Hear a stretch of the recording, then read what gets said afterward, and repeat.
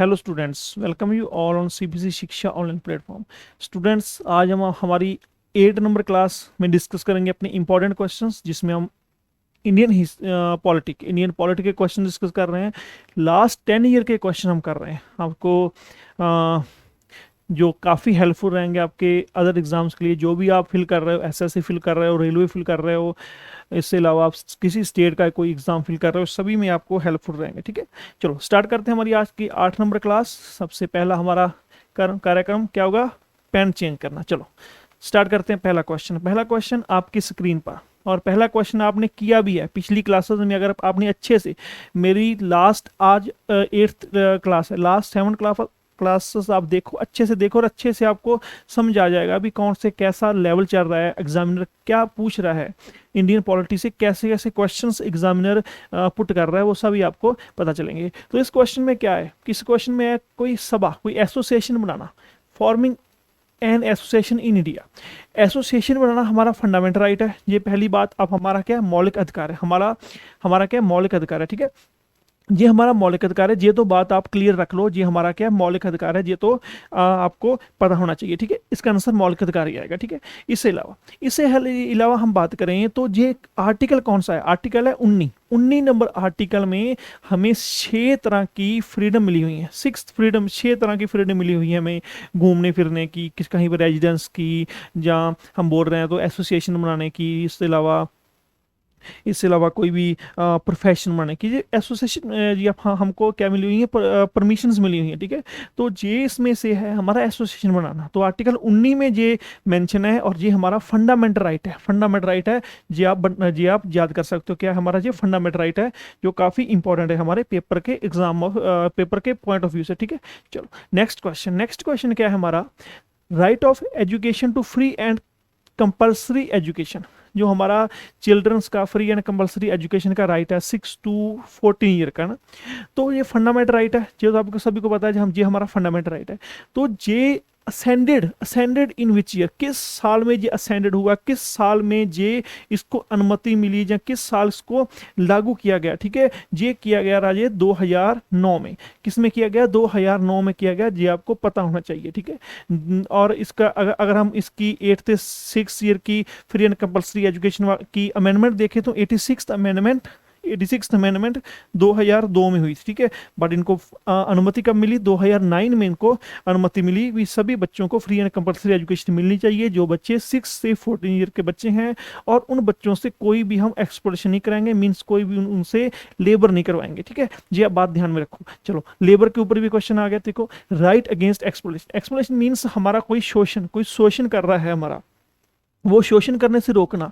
ठीक है, हमें कोई लेबर मजदूरी करवा रहा है, जहाँ हमें कोई ऐसा काम करवा रहा है जो हमारे बॉडी के लिए, जहाँ हमारे लिए को के अगेंस्ट है। ठीक है, हमारे लिए अगेंस्ट है, वो एक्सप्लेनेशन उसको कहते हैं शोषण। ठीक है, जो मनुष्य का शोषण कर रहा है। ठीक है, तो ये क्या है, हमारा फंडामेंटल राइट है। ठीक है, अगेंस्ट जाना है तो फंडामेंटल राइट है। ठीक है, ये हमारा कॉन्स्टिट्यूशन राइट नहीं है, ये फंडामेंटल राइट है। सी वाली ऑप्शन आएगी, कौन सा है? ये फंडामेंटल राइट है। जी आप बात ध्यान में रखना, कौन सा फंडामेंटल राइट है।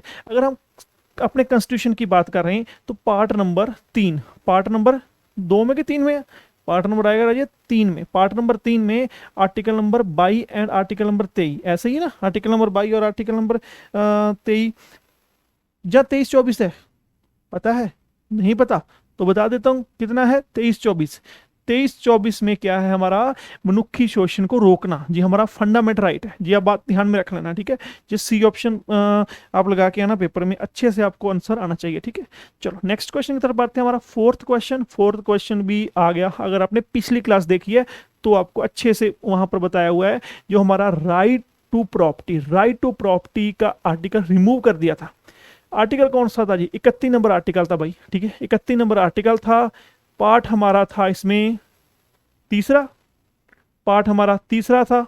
ठीक है, मगर आर्टिकल 31 नंबर था, मगर इसको खत्म कर दिया। कब किया? 1978 में खत्म किया।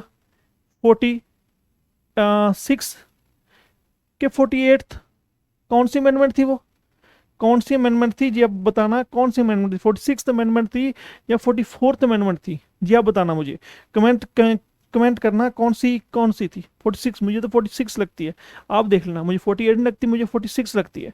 आप देख लेना कौन सी अमेंडमेंट है, ठीक है, या 44th अमेंडमेंट है, कौन सी अमेंडमेंट है ये अब मुझे बताना, ठीक है, मुझे नहीं पता, ये आप मुझे बताना, ठीक है। चलो नेक्स्ट क्वेश्चन के बारे में बात करें तो फिफ्थ नंबर क्वेश्चन कौन सा है? India is called a secular state. India क्या? इंडिया धर्म निरपेक्ष स्टेट है। इंडिया धर्म निरपेक्ष स्टेट है राजा, ठीक है, because citizen have fundamental right. Citizen के पास फंडामेंटल राइट्स हैं, ठीक है, सिटिजन के पास क्या फंडामेंटल राइट्स हैं। तो फंडामेंटल राइट्स कौन से फंडामेंटल आर्टिकल में है? 25 के में से लेके 28 तक, 25 नंबर से लेके 28 तक है। 25 में क्या है? हमें कोई कुछ किसी भी धर्म की प्रैक्टिस कर सकते हैं। 26 में क्या है? धर्म के नाम पर हम कोई भी संस्था या कोई भी एजुकेशनल इंस्टीट्यूट चला सकते हैं, ठीक है। उसके बाद 27 में क्या है? टैक्स नहीं देना, ये सारी बातें करवाई थी ना आपको। 28 में क्या है? किसी एजुकेशनल इंस्टीट्यूट पर वर्शिप हो सकती है, उसमें हम शामिल हो सकते हैं, ये सारा बताया था आपको, ठीक है। तो इसमें क्या है? इसमें कौन सी दी है इसमें आर्टिकल? फ्रीडम ऑफ स्पीच तो भाई 19 नंबर में है। जे भी 19 नंबर की बात करें तो जे भी 19, तो जे वाला है freedom to the profess of religion of one choice. हमारी चॉइस के ऊपर है, हम कौन से धर्म को मानना चाहते हैं, कौन से गुरु को मानना चाहते हैं, कौन से बाबे को अपनाना चाहते हैं, कौन से ग्रंथ अपनाना चाहते हैं, वो हमारे ऊपर है, हमारी चॉइस के ऊपर है। तो ये आएगा आर्टिकल नंबर 25 से लेके 28। बेसिकली तो ये कौन सी में आएगा? ये वाला अगर क्वेश्चन की बात करें, ये आर्टिकल नंबर 25 में आएगा, मगर ये पूरे पोर्शन की बात करें तो ये 25 से लेके 28 तक आएगा। काफी इंपॉर्टेंट क्वेश्चन है ये वाला। नेक्स्ट क्वेश्चन की बात करें 6 नंबर क्वेश्चन। 6 नंबर क्वेश्चन में है मणिमत कमेटी रिपोर्ट कब आई? मणिमत कमेटी रिपोर्ट क्यों थी, क्यों आई, ये भी आपको पता होना चाहिए, ठीक है। वीएस मणिमत थे, जो कि कर्नाटका एंड केरला हाईकोर्ट के क्या थे? जज थे, चीफ जस्टिस थे। क्या थे? चीफ जस्टिस थे। कौन से थे? केरला एंड कर्नाटका। केरला एंड कर्नाटका के हाईकोर्ट के चीफ जस्टिस थे जी, ठीक है। इन्होंने रिपोर्ट कौन सी रिपोर्ट में काम किया था? क्रिमिनल जस्टिस सिस्टम रिपोर्ट पे काम किया था। मींस सबसे पहले किसी भी बंदे को उठाना है, पुलिस ने अरेस्ट करना तो अरेस्ट वारंट होना चाहिए, ये सारी बातें होनी चाहिए, मगर पुलिस मानती नहीं। मगर ये वाली सारा जड़ा है जो भी है अपना क्रिमिनल जस्टिस सिस्टम रिफॉर्म्स के ऊपर काम करता है, ठीक है। नेक्स्ट हम बात करें, नेक्स्ट है 7th number question. 7th number question में क्या उन्होंने किया है? विच पैनल सेटअप, कौन सा पैनल सेटअप किया सरकार ने फॉर सुजेशन कौन सा देना था इनको? D control of the sugar industry. जो शुगर इंडस्ट्री को डी कंट्रोल करना, डी कंट्रोल किसको करना भाई? शुगर इंडस्ट्री को डी कंट्रोल करने के लिए कौन सा पैनल सेटअप किया? कौन सा पैनल सेटअप किया था? रंगाराजन कौन थे? हमारे आरबीआई के गवर्नर थे रंगाराजन। तो रंगाराजन का पैनल इन्होंने सेटअप किया था, इन्होंने पैनल ही सेटअप किया था जिसमें इन्होंने शुगर इंडस्ट्री के डी कंट्रोल के बारे में बात करनी थी, ठीक है। तो ये बात ध्यान में रख लो, अच्छे से दिमाग में बैठा लो, ठीक है। 8th नंबर क्वेश्चन में क्या है? 8th नंबर क्वेश्चन में है the dash was a group of 7 members of parliament from the UK constituted A suggestion constitution reforms of British India. जब भारत पे अंग्रेजों का राज था, मींस ये बात कर रहा है 1947 के पहले की। तो 7 नंबर में कब आया? 7 मेंबर कमीशन कब आया था?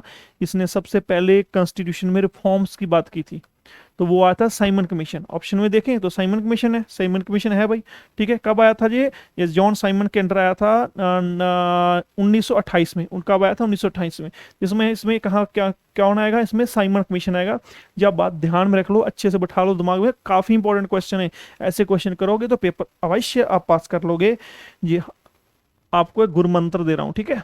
चलो 9th नंबर क्वेश्चन कौन सा है? Which of the following parliamentary committee does not draw any member from the Rajya Sabha? ऐसी कौन सी कमेटी है भाई लोग जो कि राज्यसभा से कोई भी मेंबर नहीं लेती? ऐसी कमेटी है एक्सटीमेट कमेटी है राजे। ये एक्सटीमेट कमेटी कब आई थी? ये एक्सटीमेट कमेटी 1950 में आ गई थी, कब आई थी ये? 1950 में ही आ गई थी जी, अब बात ध्यान में रखना। कौन कहाँ पे आ गई थी? 1950 में ही आ गई थी, ठीक है। तो 3 अप्रैल 1950 को कमेटी आई थी, ठीक है।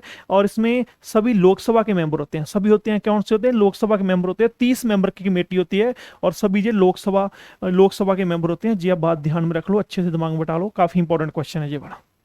10th नंबर क्वेश्चन कौन सा है? 10th नंबर क्वेश्चन कौन सा है? Which of the following committee recommended inclusion of fundamental duties? Fundamental duties किसने सिफारिश की? किसने सिफारिश की फंडामेंटल ड्यूटीज की? फंडामेंटल ड्यूटी संविधान के पार्ट 4A में है, या बात ये आपको तो पता ही है, ठीक है।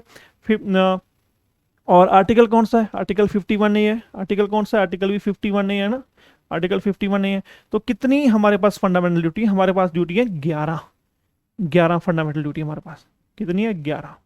तो कमेटी कौन सी थी? स्वर्ण सिंह कमेटी। स्वर्ण सिंह कमेटी की सिफारिश के ऊपर जो हुआ था, ये कब हुआ था? 42nd अमेंडमेंट 1976 कब हुआ था? 42nd amendment 1976।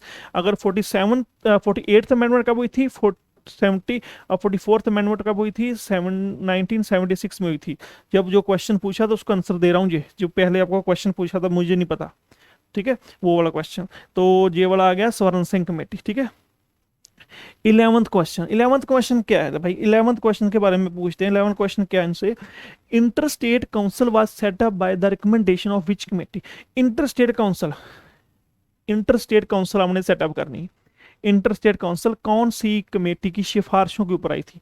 सरकारिया कमेटी की भी आई थी, YV रेड्डी की कमेटी भी आई थी। रेड्डी साहब ने तो फाइनेंस के ऊपर काम किया था, आई थिंक रेड्डी साहब नहीं हो सकते। सरकारिया कमीशन पे आई थी, ये बात ध्यान रखना। कौन से? RSS सरकारिया जो कि अपने जस्टिस रिटायर हुए थे, ठीक है। तो ये कमेटी 1983 को उन्होंने काम करना सेटअप किया था, कमेटी सेटअप की थी, ठीक है। ये बात ध्यान में रखना इंटर स्टेट काउंसिल की। YV रेड्डी कमेटी ने क्या काम किया था? YV रेड्डी कमेटी ने फाइनेंस के ऊपर कमेटी आई थी। किस पे आई थी? फाइनेंस के ऊपर कमेटी आई थी। ये बात ध्यान में रख लो, फाइनेंस के ऊपर कमेटी आई थी। और TVS सुब्रमण्यम कमेटी, TVS तो वो होता है ना, बाइक का नेम है ना। TSR सुब्रमण्यम किस पे आई थी? न्यू एजुकेशन पॉलिसी पे। ये मोदी साहब ने कमेटी सेटअप की थी, किस पे आई थी? न्यू एजुकेशन पॉलिसी कब आई थी? 2015 में इस कमेटी गठन किया गया था। 2016 में इन्होंने अपनी रिपोर्ट सबमिट की थी जो भी न्यू एजुकेशन पॉलिसी लेके आनी। लास्ट है चंद्रबाबू नायडू कमेटी साहब ने क्या किया? ठीक है, इसने क्या किया था? प्रमोशन। ये कमेटी बेसिकली नीति आयोग ने कमेटी तैयार की थी, बनाई थी। 13 मेंबर कमेटी थी। कितने मेंबर? 13 मेंबर कमेटी थी ये, ठीक है।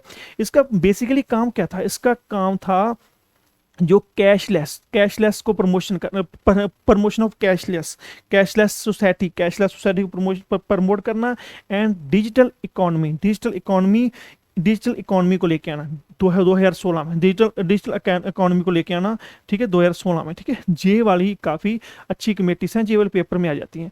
11th क्वेश्चन भी आया है विजय केलकर कमेटी में कौन सा काम किया भाई?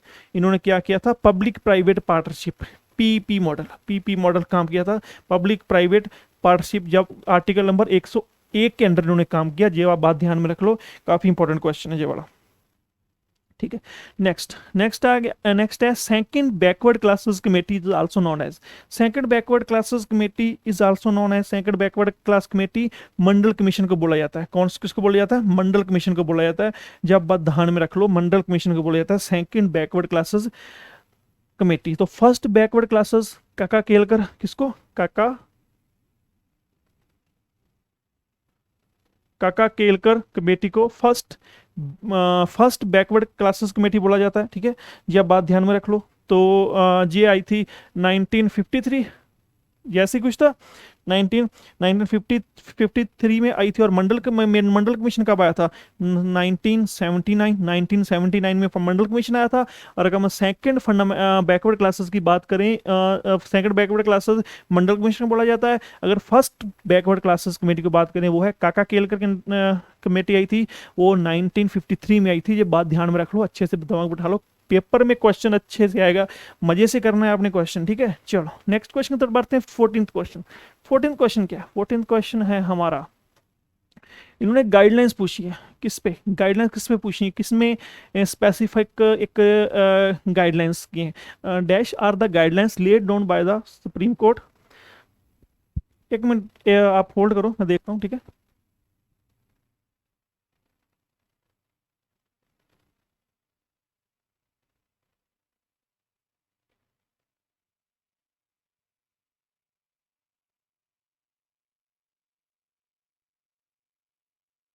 हाँ जी, हाँ जी, हाँ जी, कोई आ गया था, इसके लिए थोड़ी सी आपको डिस्टरबेंस हुई, तो आपने ये देखो क्वेश्चन, काफ़ी इंपॉर्टेंट क्वेश्चन है, देखो। कौन सी गाइडलाइंस लेड हुई थी Supreme Court for specific requirement and procedures which which the police which the police to follow to arrest, arrest के लिए, डिटेन के लिए, एंड इंटेरोगेट, इंटेरो किसी पर्सन को इंटेरोगेट करना, ठीक है। ऐसी बताओ भाई, ऐसी कौन सी है, कौन सी कमेटी है? DK Basu guidelines, DK Basu guidelines आई थी, ये बात ध्यान रखना। कौन सी गाइडलाइंस आई थी?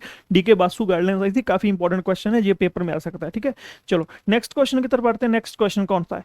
विच committee was appointed by the central government to examine issues related to the centre state relation. भाई सेंटर के स्टेट रिलेशन तो पहले भी किए थे हमने, किस में आएगा जी? आएगा हमारा मन सरकारिया कमीशन, भाई रोगो सरकारिया कमीशन, ठीक है। सरकारिया कमीशन पे आएगा, ठीक है। नाम याद रख लो, आर एस सरकारिया। किस पे? R S Sarkaria, R S Sarkaria, ठीक है। 16 क्वेश्चन क्या है? सरकारिया कमीशन ने कब अपनी रिपोर्ट सबमिट की? रिपोर्ट बनानी कब स्टार्ट की थी, ये पता है आपको? रिपोर्ट सरकारिया कमीशन ने अपनी रिपोर्ट बनानी कब स्टार्ट की थी, ये भी पता हो आपको? 1983 को इन्होंने बनानी स्टार्ट की। सबमिट कब की? सबमिट के बारे में पूछ रहे हैं जी, सबमिट कब की? इंटर स्टेट के जो रिलेशन हैं उनके, उन पे कमेटी सबमिट की थी 1988, बिल्कुल 1988 में की थी। और आर्टिकल 253 आर्टिकल के अंडर जिन्होंने काम किया, 253 आर्टिकल के अंडर इन्होंने काम किया। ये वाला क्वेश्चन काफी ज्यादा इंपॉर्टेंट है, ये वाला आप अच्छे से कर लो तो ये काम आएगा, ठीक है। 263 है, सॉरी सॉरी सॉरी सॉरी 263 है, 263 के अंदर उन्होंने काम किया था। 263 आर्टिकल का नंबर कितना है? 263, ठीक है। चलो नेक्स्ट क्वेश्चन क्या है? नेक्स्ट क्वेश्चन है, name of the first ever जज of Supreme Court against whom the motion of impeachment, किसके अगेंस्ट इम्पीचमेंट हुआ था, was introduce into parliament in independent India. स्वतंत्र भारत में किसी सुप्रीम कोर्ट के जज के खिलाफ फर्स्ट एवर, पहली बार महादोष लगा था, भी आपको निकाल देंगे भाई। तो कौन से जज थे? दो, वो जस्टिस रामास्वामी। कौन से थे? जस्टिस रामास्वामी के अगेंस्ट लगा था, ये बात ध्यान में रख लो। तो ये बात है 1991 की बात है, तब इन पे महादोष लगा था, ठीक है। 18 number question, in the case of death of president and the vice president of India, who will, लगा लो आप, who will act as the president. अगर खुदा का खास्ता ऐसा कुछ भी ना हो, ठीक है, ऐसा भगवान कभी ना करे भी, प्रेसिडेंट और वाइस प्रेसिडेंट की इकट्ठे की डेथ होने के पे कौन सा बंदा इनकी सीट लेगा? कौन सा बंदा लेगा chief justice of the Supreme court? खुदा खास्ता ऐसी कभी बात ना हो, ठीक है।